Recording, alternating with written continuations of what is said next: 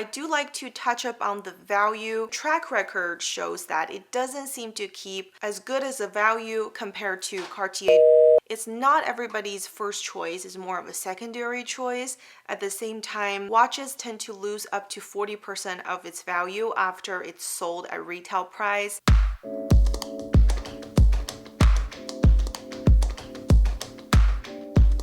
Hello guys, welcome back to today's video. I have a special piece that we're going to be talking about today. If you have been watching videos on the channel, you know that we do a lot of jewelry reviews, and watches is another thing that I really like to talk about. Some of you have requested to do a review on the Cartier Tank Française. I finally am able to have this piece on hand, so today we're going to be talking about this and obviously putting things in perspective for you because we want to make smart luxury investment. Cartier is really known for its jewelry, and the secondary products that they're most known for are probably their watches, and then we have fine jewelry and high jewelry and things like that.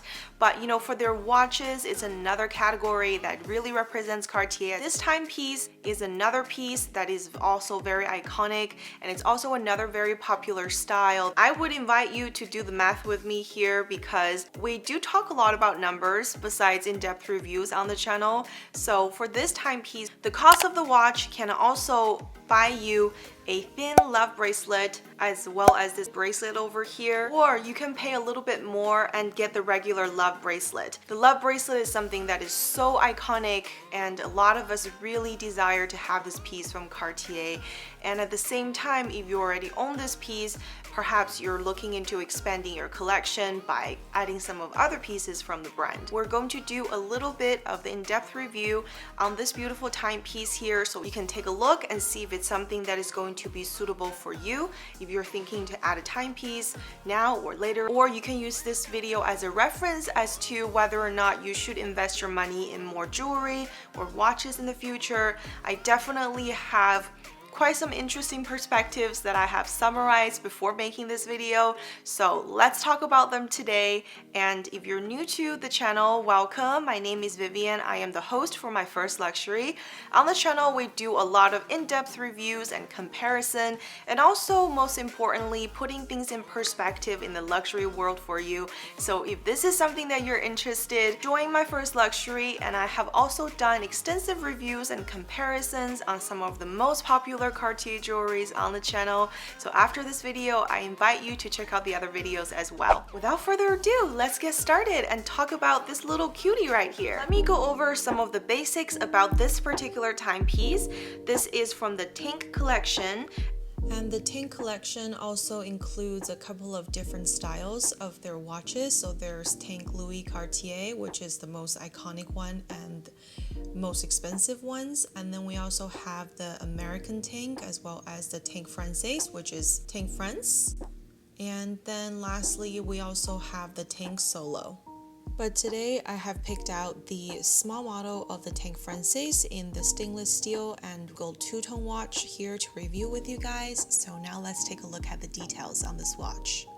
The case dimension is 20mm by 25mm. It has a stainless steel and gold mixed bracelet. It is a quartz movement, which means you don't have to go through all the hassles of winding your watch or wear it all the time to make sure power is preserved. A quartz watch is powered by battery, so for the most part, once you put a new battery in there, it can last quite a while for you. It has a smooth bezel, and then we have a silver dial with blue hands as the hour hand and also the minute hand. And then it has butterfly clasp. I mean, it's just a very nice way to call how the buckle is folded and also locked. And then most importantly, the dial of the watch is a printed Roman numeral dial. The watch height is about 6mm. There is a crystal, which a lot of times we might think it's a piece of glass, but it's crystal. It's just sturdier than glass, and that's what some of the watch brands choose as a primary material for the watch. And another information about this particular watch, it is a quartz watch and it is somewhat water resistant, probably exposure to general when you're washing your hands or something, but we're not too sure how far you can deep dive with this watch because it didn't specify, but usually there is a bar number that's engraved on the watch that tells you how far you can go as far as water resistant levels, but for the most part, general exposure to the water, no problem. And now let's take a look at the watches all the way around. It's a really nice watch and it doesn't feel very heavy on hand compared to the weight of a full gold watch. The two-tone watch seems to be on the lighter side, and you know, if you can remove the links, which I'm going to show you how the watch links can be removed, then you can see that, you know, you can definitely make this bracelet fit to your wrist perfectly. The watch actually has a blue sapphire crown. I'm trying to adjust the light here for you to see that it's actually a blue sapphire color. It's really nice. I think Cartier likes to use blue sapphire as their crowns, and this is just one example, and it's set on a gold setting. And for my detail fanatic friends here, we're taking a really close look at the bracelets over here. As you can see, the stainless steel are brushed on the front side and it's polished on the sides. So you can kind of see the strong contrast between the two, even though it's the same kind of metal. This way really brings out the depth of the material and gives the watch bracelet a more dimensional look.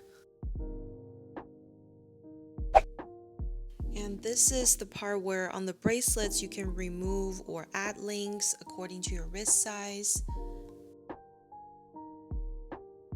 This is a woman's watch, so a lot of times we do think this is a very practical thing to wear on the daily. I'm pretty sure there are ladies who are watch enthusiasts out there, but for the majority of us, we really like the convenience of a quartz watch because you don't have to wind it, and if you don't wear it for a while, it's probably just good that you just pick it up and then adjust the time. This is a very easy to wear on the daily watch. So I'm going to show you guys how to open this watch because it has this butterfly clasp. So basically, if it's on your wrist, you basically just just pull the top, and it's like a folded deployant buckle, so it will just clip in right here. So now it opens. I'm going to try this one on. And basically fold both sides in. A little loose on my wrist still, but this is what this watch looks like.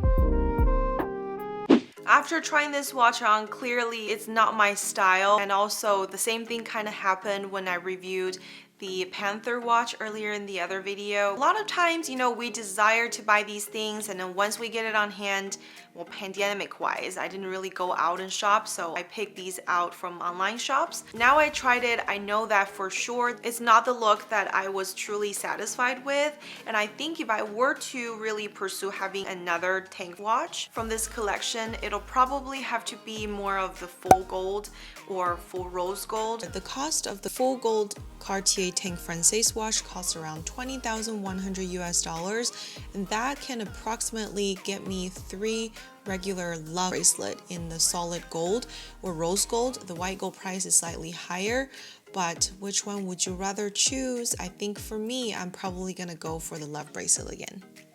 So right now I'm kind of just like, I'm not too sure.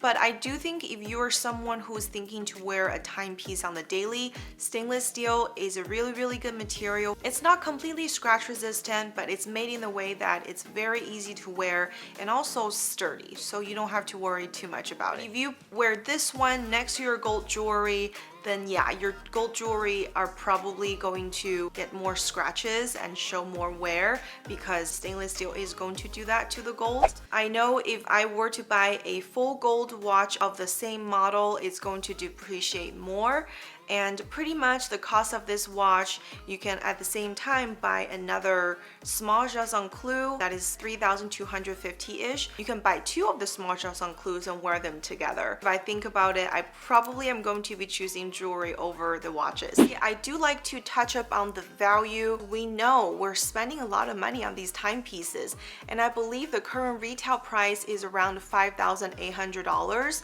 And as far as the secondhand value, I will have to say track record shows that it doesn't seem to keep as good as a value compared to Cartier jewelry.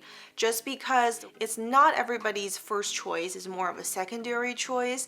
At the same time, watches tend to lose up to 40% of its value after it's sold at retail price, and a lot of times we can just go online and find a lot of nice secondhand watches, especially when it's a quartz movement. You don't need a lot of maintenance, and it's not something that you have to send in for service as often as some of the mechanical watches. This one is very low maintenance, and if you can save money on it, I definitely say look into the secondary market for timepieces like this. And if you pick jewelry, I have to say congratulations, you made the right choice. It seemed like Cartier jewelry are a lot more desirable than their timepieces. In terms of resale value, jewelry tends to hold the value so much better.